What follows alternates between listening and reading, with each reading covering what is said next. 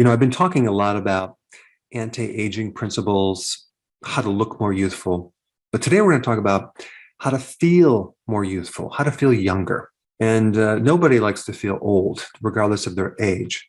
And so what do I mean feeling old? I'm talking about stiffness. Are your joints stiff?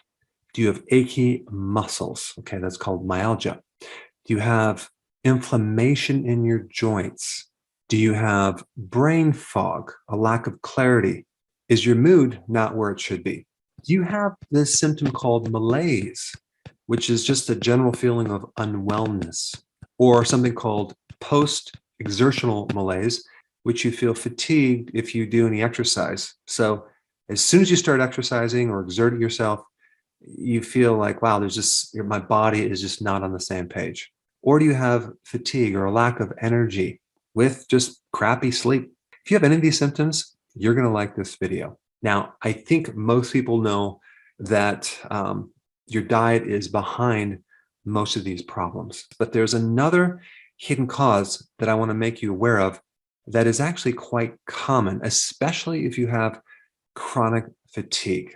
In fact, roughly 70% of the actual cause of chronic fatigue is not necessarily related to your diet. It's related to something called latent viruses.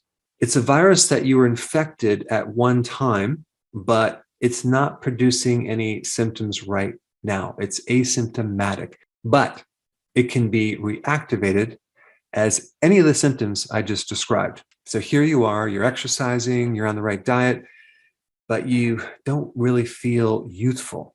It could be one of these latent viruses that's being reactivated.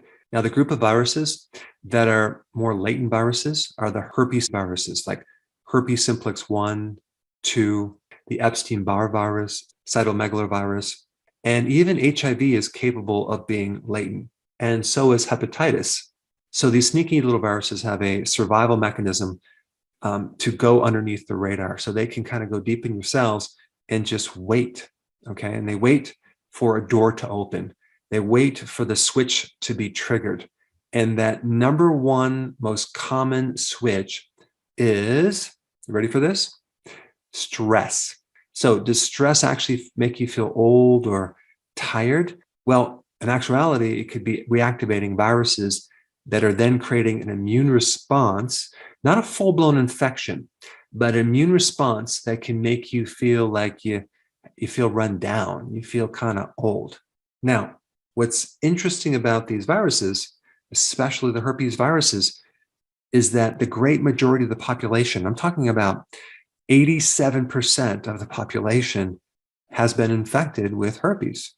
And apparently, regarding Epstein-Barr virus, or mono, 95% of the population has been infected with this virus. So given the fact that the majority of the population has this virus and they also go through stress, it's no wonder that these symptoms that I described are very, very, very common.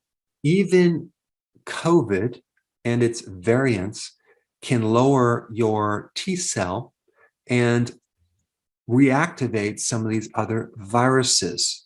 So in other words, if someone had a COVID infection, that could reactivate some of these other issues, can put a person to the state where they have brain fog, achy joints, inflammation, a lowered mood, poor sleep, long after the COVID infection. So the number one most important thing to do is to isolate what is stressing you out and do whatever you can to improve that situation. So go ahead and type into the comment section, what type of stress do you have right now? So to feel younger, it's vitally important that you address the stress part. Now, there's another remedy that I researched that's very, very, very potent to help target these viruses that are related to latency. It won't work if you still have this stress, and it definitely won't work if your basic diet is not correct as well. So I think it would work to a very large degree if your stress is manageable and you are on the right eating plan. And if you don't know what I'm talking about, I'm going to put that link down below of exactly what you should be eating. Hands down, the strongest herb that can help deal with these viruses is sweet wormwood root. This is a Chinese herb that's been around for at least 2,000 years. It's a very powerful ancient Chinese remedy.